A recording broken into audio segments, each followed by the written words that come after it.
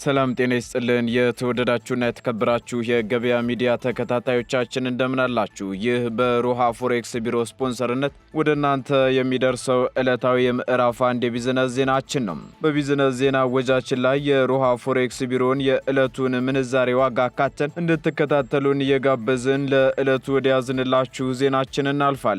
በቅድሚያም ርዕስቶችን እናስቀድም። ለኮሪደር ልማት በሚል ይዞታንና ቦታን ለማስለቀቅ ተመጣጣኝ ካሳ ወይም ምትክ ሳይሰጠው ይዞታውን ማስለቀቅ እንደማይቻል ተነግሯል። ታዲያ ያለ ተመጣጣኝ ካሳ ወይም ምትክ ለኮሪደር የማስነሳት ሁኔታዎች የሚኖሩ ከሆነ ደግሞ ዜጎች በምን አግባብ መጠየቅና ካሳ ማግኘት ይችላሉ የሚለውን የባለሙያዎችን መልእክት ይዘናል፣ በዝርዝር እናጋራችኋለን። መንግስት የኤሌክትሪክ ተሽከርካሪዎችን በሚያበረታታበት በዚህ ወቅት ያለምንም ማስጠንቀቂያ በኤሌክትሪክ ባጃጅ እንዳንሰራ ታግደናል ሲሉ አሽከርካሪዎች ቅሬታቸውን አሰምተዋል። ይህ እንዴት ይታያል? የምትሰሙት ይሆናል። የአዲስ አበባ ከተማ አስተዳደር ገቢዎች ቢሮ አዲስ የማሳሰቢያ መልእክት አውጥቷል። ማሳሰቢያው ምንድነው? የምናጋራችሁ ይሆናል። የካፒታል ገበያው ለአምራች ኢንዱስትሪው አዲስ የፋይናንስ አማራጭ ዕድሎችን መዘርጋቱ ተሰምቷል የሚሉትንና ሌሎች ኢኮኖሚያዊና ማህበራዊ መረጃዎቻችንን ይዘንላችኋል። ከመረጃዎቹ ጋር እኔ መላኩ ደምሰው አብሬያችሁ የምቆይ ሲሆን አዳዲስ እንዲሁም ትኩስ ኢኮኖሚያዊና ማህበራዊ መረጃዎችን ለማግኘት ታዲያ የገበያ ሚዲያን እንድትወዳጁ የጋበዝን በዝርዝር ወደምንመለከታቸው ዜናዎቻችን እናልፋለን። ታላቅ የቤት ዋጋ ቅናሽ ከቴምር ፕሮፐርቲስ። ከዚህ በፊት 7 ሳይቶችን አጠናቀን ማስረከባችን የሚታወስ ሲሆን አሁን ደግሞ የዲፕሎማቶች መንደር በሆነችው በመሃል ሳር ቤት በአፍሪካ ህብረት አጠገብ G+16 ቅንጡ አፓርታማን ለሽያጭ አቀርበሎ። በወር እስከ 600 ሺህ ብር መከራየት የሚችሉ ዘመናዊ አፓርታማዎችን በቅናሽ ዋጋ ያቀረበን ሲሆን ባለ 2ና ባለ 3 መኝታ እንደ ፍላጎታችሁ የአንድ ካሬ ዋጋ 64200 ብር ብቻ። የዋጋ ቅናሹ ለ10 ቀናት ብቻ የሚቆይ በመሆኑ ፈጥነው ይደውሉ። ለበለጠ መረጃ በስልክ ቁጥር 0928 462578 ወይንም 0979 35 55 55 ይደውሉ። ቴምር ፕሮፐርቲስ። በኢትዮጵያ አዲስ ድንበር ተሻጋሪ የዱር እንስሳት ጥበቃ ፓርክ መቋቋሙን የኢትዮጵያ የዱር እንስሳት ጥበቃ ባለስልጣን አስታወቀም። ባለስልጣን መስሪያ ቤቱ በአፋር ክልላዊ መንግስት ሌካቤ የሚባል በጅቡቲና በኢትዮጵያ ድንበር አቅራቢያ የሚገኝ አዲስ የዱር እንስሳት ፓርክ አቋቁሞ መከለሉን አስታውቋል። ይህ አዲስ የተቋቋመው ፓርክም በስነ ምህዳር ጠቀሜታው የበለጸገ ሲሆን የተመረጠው አካባቢው ደግሞ በዱር እንስሳት ጥበቃ ላይ ድንበር ተሻጋሪ ትብብርን ለማበረታታት ያለመ መሆኑን ደግሞ የባለስልጣኑ የጥበቃ ቦታዎች ልማት ዴስክ ኃላፊ አቶ ካሳዬ ዋሚ ተናግረዋል። በፓርኩ ትላልቅ ሐይቆች፣ ብርቅዬ የአዋፍና የእጽዋት ዝርያዎች እንደሚገኙበት የተገለጸ ሲሆን ከ150 በላይ የአዋፍ ዝርያ፣ 28 የሚሆኑ አጥቢ የዱር እንስሳት ዝርያዎች፣ 99 የሚሆኑ የእጽዋት ዝርያዎችና 17 የተሳቢ እንስሳት ዝርያዎች እንደሚገኙበት ተነግሯል።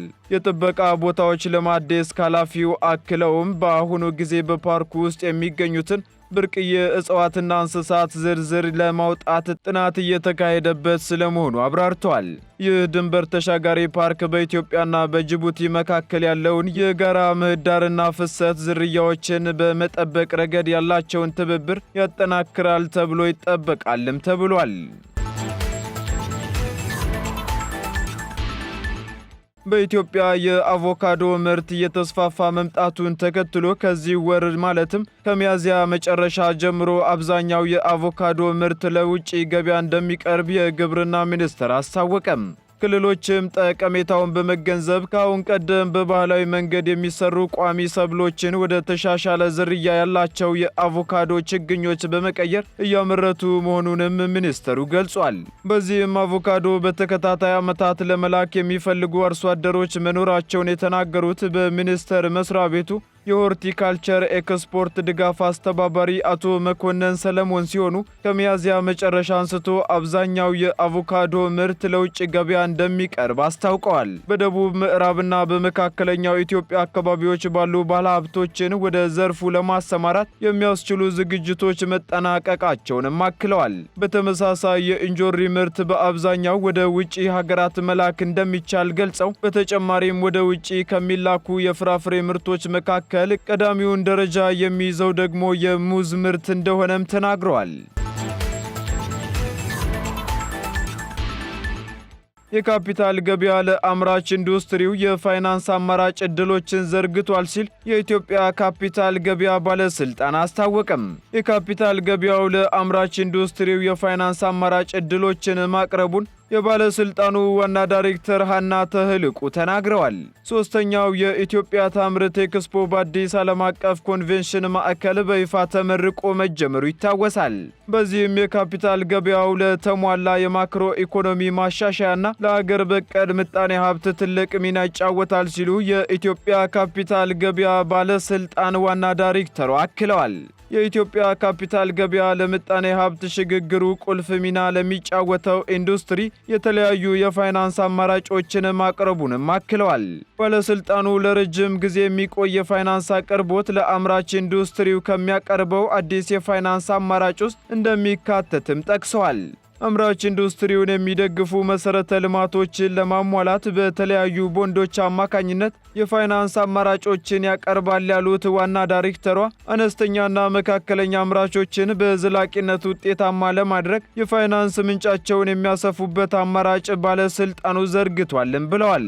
የካፒታል ገበያ ባለስልጣን የአምራች ኢንዱስትሪውን ተወዳዳሪነት የሚያሳድጉ የሕግ ማዕቀፎችን ተግባራዊ ማድረጉን ጠቁመው አምራቾች የተፈጠረውን አዲስ የፋይናንስ አማራጭ መጠቀም እንዳለባቸውም አስገንዝበዋል።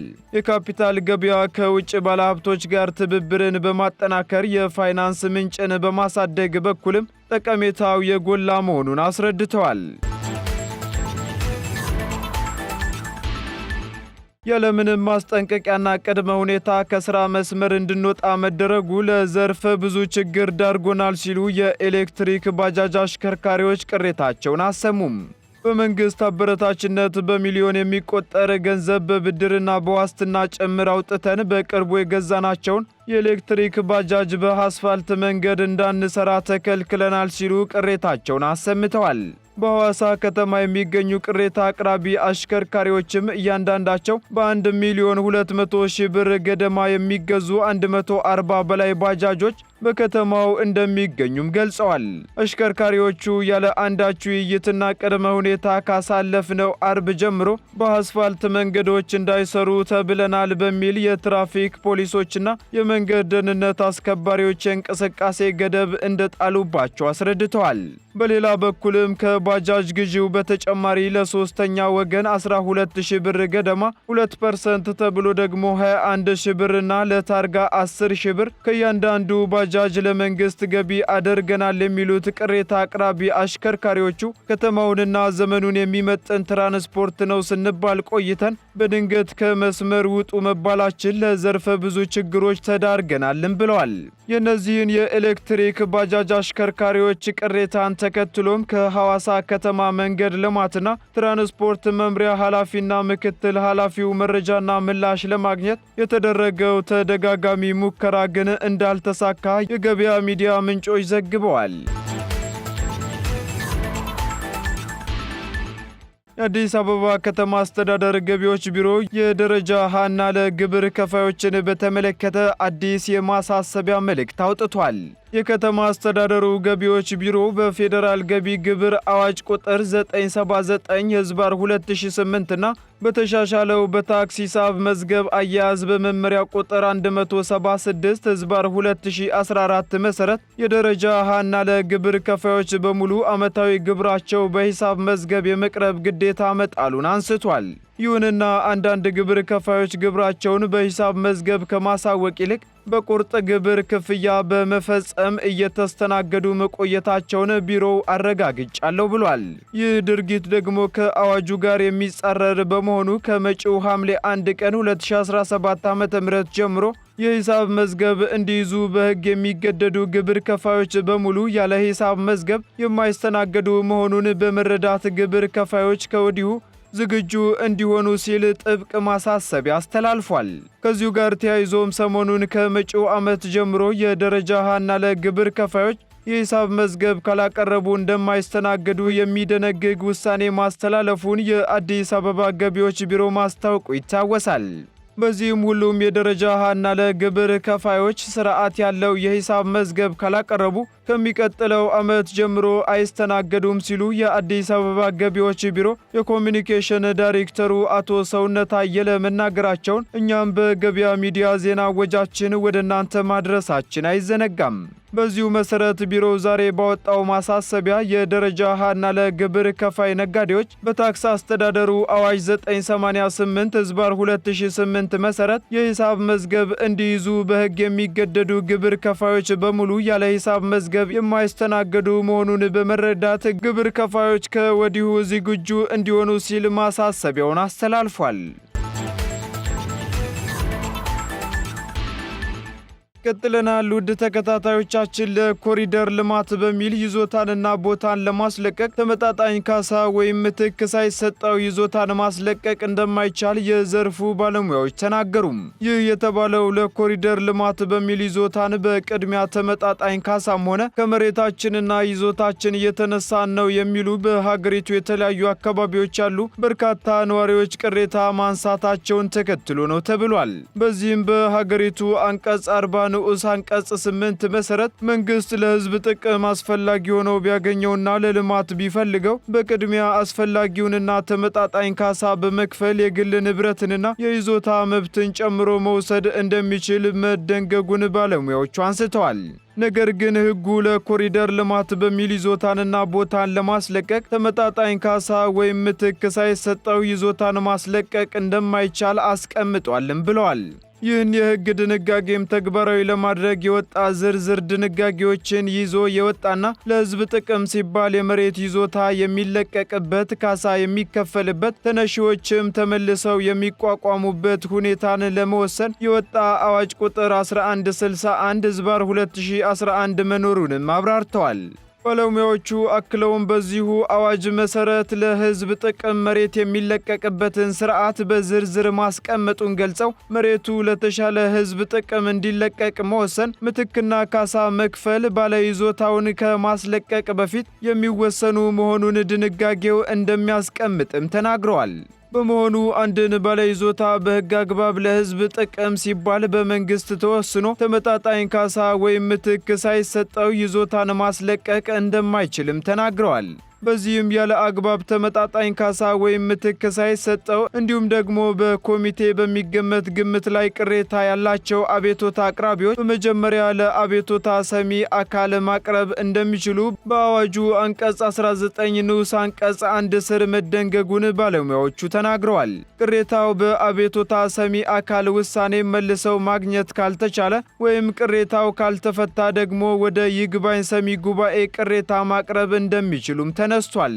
ነገር ግን አሁንም በይግባኝ ሰሚ ጉባኤ ውሳኔ ላይ ቅሬታ ካለም ውሳኔው በጽሑፍ ከተሰጠበት ቀን ጀምሮ በ30 ቀናት ውስጥ ይግባኙን በክልል የሚኖሩ ቅሬታ አቅራቢዎች ከሆኑ ለክልሉ ከፍተኛ ፍርድ ቤት፣ በአዲስ አበባና ድሬዳዋ ከተማ አስተዳደር የሚኖሩ ከሆኑ ደግሞ ለፌዴራል የመጀመሪያ ደረጃ ፍርድ ቤት ማቅረብ እንደሚችሉ የሚያነሱት ባለሙያዎቹ በዚህ መሰረት ምትክና ንብረትን፣ ተመጣጣኝ የሆነ ካሳ እንዲሁም የይዞታ መብትን ማስጠበቅ ይቻላልም ብለዋል። ቀጥለናል። የተወደዳችሁና የተከበራችሁ ተከታታዮቻችን በመጨረሻ የሮሃ ፎሬክስ ቢሮን የዕለቱን የውጭ ምንዛሬ ተመን መረጃ እናደርሳችኋለን። አንድ የአሜሪካ ዶላር 150 ብር እየተገዛ 153 ብር እየተሸጠ ይገኛል። አንድ ፓውንድ ስተርሊንግ ደግሞ 185 ብር መግዣው ሲሆን 188 ብር ከ70 ሳንቲም ደግሞ እየተሸጠ ይገኛል። አንድ ዩሮ 165 ብር መግዣው ሲሆን 168 ብር ከ30 ሳንቲም ደግሞ እየተሸጠ ይገኛል። ስዊስ ፍራንክ 166 ብር ከ50 ሳንቲም እየተገዛ 169 ብር ከ83 ሳንቲም እየተሸጠ ይገኛል። የተባበሩት አረብ ኤምሬት ድራም እንዲሁ 40 ብር መግዣው ሲሆን መሸጫው ደግሞ 40 ብር ከ80 ሳንቲም ሆኗል። የሳውዲ ሪያል 39 ብር እየተገዛ 39 ብር ከ78 ሳንቲም እየተሸጠ ይገኛል። እንዲሁም የቻይናው ዩዋን ደግሞ 19 ብር ከ50 ሳንቲም እየተገዛ 19 ብር ከ89 ሳንቲም እየተሸጠ መሆኑን የዕለቱ የውጭ ምንዛሬ ተመን መረጃ ያመላክታል። የተወደዳችሁና የተከበራችሁ የገበያ ሚዲያ ተከታታዮቻችን ለምዕራፍ 1 ያዝንላችሁ ኢኮኖሚያዊና ማህበራዊ መረጃዎቻችን እነዚህን ይመስሉ ነበር። አዳዲስ እንዲሁም ትኩስ ኢኮኖሚያዊና ማህበራዊ መረጃዎችን ለማግኘት ታዲያ የገበያ ሚዲያን እንድትወዳጁ እንጋብዛለን። ሰናይ ጊዜን ተመኘን። ታላቅ የቤት ዋጋ ቅናሽ ከቴምር ፕሮፐርቲስ። ከዚህ በፊት 7 ሳይቶችን አጠናቀን ማስረከባችን የሚታወስ ሲሆን አሁን ደግሞ የዲፕሎማቶች መንደር በሆነችው በመሃል ሳር ቤት በአፍሪካ ህብረት አጠገብ G+16 ቅንጡ አፓርታማን ለሽያጭ አቀርበሎ። በወር እስከ 600 ሺህ ብር መከራየት የሚችሉ ዘመናዊ አፓርታማዎችን በቅናሽ ዋጋ ያቀረበን ሲሆን ባለ 2 እና ባለ 3 መኝታ እንደ ፍላጎታችሁ የአንድ ካሬ ዋጋ 64200 ብር ብቻ። የዋጋ ቅናሹ ለ10 ቀናት ብቻ የሚቆይ በመሆኑ ፈጥነው ይደውሉ። ለበለጠ መረጃ በስልክ ቁጥር 0928 462578 ወይንም 0979 35 55 55 ይደውሉ። ቴምር ፕሮፐርቲስ